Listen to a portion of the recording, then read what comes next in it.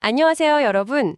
오늘은 여러분의 뇌가 경험을 통해 어떻게 스스로를 재구성하는지, 그 아주 핵심적인 메커니즘, 장기 강화, ATP에 대해 좀 깊이 파헤쳐 보려고 합니다. 네, 우리가 배우고 기억하는 능력, 바로 그 능력의 근간이 되는 과정이죠. 맞아요.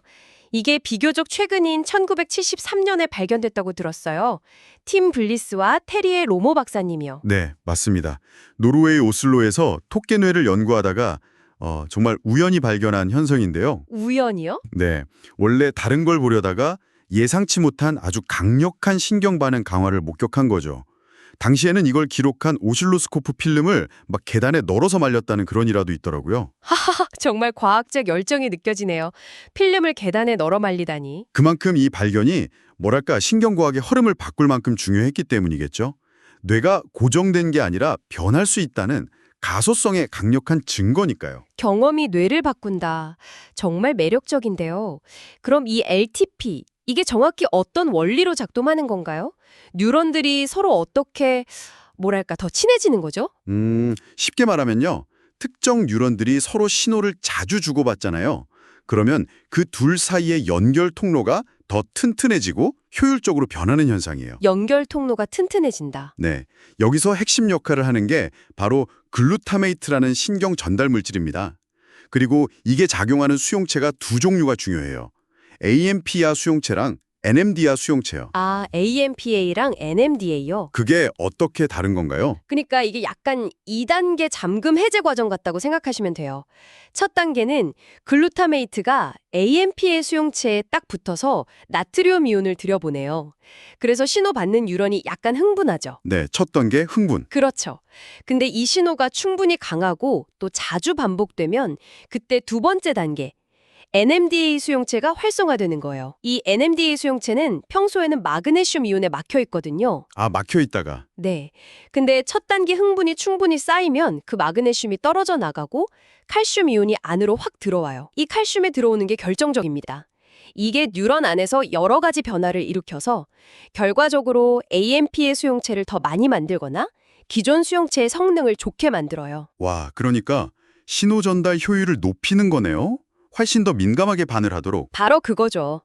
그래서 한 번 강화된 연결은 몇 시간 혹은 그 이상 지속되는 겁니다. 이게 바로 장기 강화인 거죠. 단순히 신호만 세지는 게 아니라 연결 자체가 변하는 겁니다. 세포 수준에서 연결이 강해진다.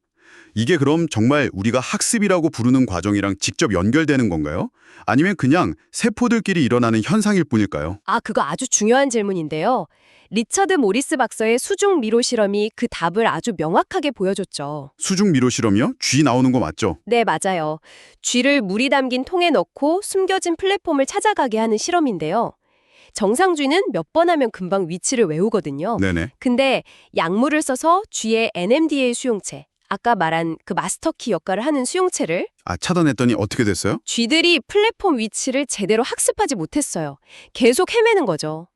LTP 과정이 막히니까 실제 공간 학습 능력이 현저하게 떨어진 거예요. 이건 LTP가 단순한 세포 현상이 아니라 실제 학습과 기억에 필수적이라는 강력한 증거가 됐죠. 와, 그 실험은 정말 결정적이네요. 이론이랑 실제 행동이 딱 연결되는 거니까요. 혹시 이게 그냥 연결만 강해지는 게 아니라 뇌에 뭔가 물리적인 변화도 생기나요? 눈에 보이는 변화 같은 거요? 이것도 정말 흥미로운 지점인데요. 크리스틴 해리스 연구팀이 밝혀낸 바에 따르면 LTP가 일어날 때 뉴런의 수상돌기 가시 있잖아요. 수상돌기 가시요? 그 다른 뉴런이랑 연결되는 작은 돌기들 말씀이시죠? 네, 바로 그거요. 그 가시들이 실제로 더 커지거나 심지어 새로 생겨나기도 한다는 걸 발견했어요. 마치 정보를 주고받는 안테나나 도킹 스테이션이 더 커지고 많아지는 것과 같아요. 잠깐만요. 그럼 우리가 뭔가를 배울 때 우리 뇌의 미세 구조가 말 그대로 물리적으로 바뀐다는 거잖아요. 헉, 이건 진짜 놀라운데요. 바로 그겁니다. 기억이라는 게 그냥 추상적인 개념이 아니라 뇌에 물리적으로 새겨지는 흔적이라는 거죠. 와, 그래서 정보를 그냥 한 번 보는 것보다 이렇게 시간 간격을 두고 반복해서 복습하는 간격 반복 학습법의 효과적인 이유가 바로 여기에 있는 거예요. 아, 간격 반복. 네. 신경망을 반복적으로 자극해서 연결을 강화시키고 그 구조적인 변화가 자리 잡을 시간을 주는 거죠. 물리적으로 뇌를 조각하는 과정이라고 할 수 있어요. 뇌를 조각한다. 멋진 표현이네요. 그럼 이런 LTP 현상은 기억을 담당하는 해마에서만 일어나는 건가요? 아니요, 그렇지 않습니다.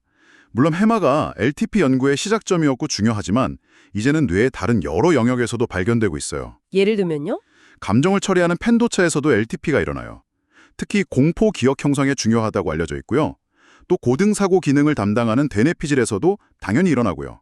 심지어 네. 심지어요? 더 놀라운 건 척수에서도 비슷한 강화 현상이 관찰된다는 거예요. 마이클 솔터 같은 연구자들은 이게 만성 통증과 관련이 있을 수 있다고 봐요. 통증 신호 전달 경로가 일종의 학습을 통해 과도하게 강화되고 민감해지는 거죠. 척수에서까지요. 와, 통증도 학습될 수 있다니 좀 무서운데요? 그럼 반대로 이 LTP 원리를 잘 활용하면 기억력을 좋게 하거나 아니면 만성 통증이나 불안 같은 문제를 좀 치료할 수도 있겠네요? 네, 그게 바로 현재 활발히 연구되고 있는 분야들입니다. 인지 기능을 향상시키거나 잘못된 학습, 예를 들어 외상후 스트레스 장애 PTSD나 만성 통증 같은 것들을 되돌리려는 연구가 진행 중이죠. 뭔가 약물이나 기술 같은 걸로 조절하려는 시도도 있나요? 네, 예를 들어 경두계 자기자극 TMS 같은 기술로 뇌의 특정 영역 활동을 조절해서 LTP를 유도하거나 억제하려는 시도가 있어요. 알츠하이머병이나 뇌졸중 후 재활 등의 응용 가능성을 보고 있죠. 근데 아직은 뭐랄까 정밀도나 효과, 또 윤리적인 문제, 접근성 문제 같은 것들이 있어서 아직은 갈 길이 좀 멉니다. 그렇군요. 외부 자극보다는 우리 뇌가 가진 자연적인 능력을 잘 활용하는 게 당장은 더 중요하겠네요. 네, 현재로서는 그게 가장 현실적이고 안전한 방법이죠. 다행히 우리 뇌의 LTP 능력을 자연스럽게 최적화할 수 있는 방법들이 꽤 있습니다. 여러분이 일상에서 실천할 수 있는 것들이요. 어떤 것들이 있을까요? 아까 잠깐 언급하신 간격 반복 말고요. 네, 간격 반복은 기본이고요. 또 하나는 배운 내용을 다른 사람에게 설명해 보는 거예요. 아, 설명하기? 저도 그거 효과 많이 봤어요. 그렇죠. 설명을 하려면 머릿속에서 정보를 재구성하고 정리해야 하는데 그 과정 자체가 관련 신경망을 아주 강력하게 활성화시키고 LTP를 유도하거든요. 정말 그렇겠네요. 또 다른 팁이 있다면요? 충분한 수면도 빼놓을 수 없죠. 잠자는 동안 우리 뇌는 낮 동안 학습한 정보들을 정리하고 장기 기억으로 전환시키는데 이 과정에서 LTP가 안정화되는 걸로 알려져 있어요. 잠이 정말 중요하군요. 그리고 규칙적인 신체 운동도 좋습니다. 운동은 뇌 혈류량을 늘리고 BDNF 같은 신경 영양인자 분비를 촉진해서 전반적인 뇌 건강과 LTP 효율을 높여주죠. 운동까지? 마지막으로 하나만 더 알려주신다면요? 마음 챙김이나 명상도 도움이 될 수 있어요. 꾸준한 명상은 해마의 회백질 밀도를 높이고 주의력과 집중력을 향상시켜서 학습 효율을 간접적으로 높여준다는 연구들이 있습니다. 와, 결국 우리가 어떻게 배우고, 어떻게 자고, 어떻게 움직이고, 심지어 어떻게 마음을 챙기느냐 하는 아주 일상적인 습관들이 우리 뇌의 학습 능력, 즉 LTP 과정에 직접적인 영향을 미치는 거네요? 정확합니다.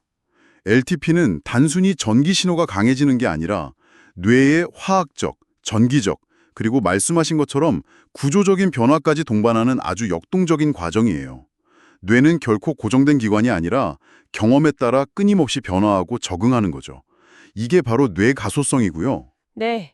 오늘 이야기를 정리해보면 핵심은 결국 여러분의 뇌가 정적인 존재가 아니라는 것, 그리고 여러분의 의식적인 노력, 즉 어떤 학습 습관을 가지고 어떤 생활 방식을 선택하느냐에 따라 뇌의 잠재력을 키울 수 있다는 거네요. 맞습니다. 여러분의 모든 경험 하나하나가 LTP라는 메커니즘을 통해 여러분의 뇌를 조금씩 하지만 확실하게 만들어가고 있다는 사실을 기억하시면 좋겠습니다. 정말 중요한 메시지인 것 같습니다. 자, 그렇다면 여러분은 앞으로 어떤 경험과 습관을 통해 여러분의 뇌를 조각해 나가시겠습니까? 뇌의 이 놀라운 가능성에 대한 탐구를 멈추지 마시길 바랍니다. 오늘 깊은 이야기는 여기서 마무리하겠습니다. 네, 감사합니다. 다음 이야기까지 여러분의 시냅스가 더욱 활발하게 연결되기를 응원하겠습니다.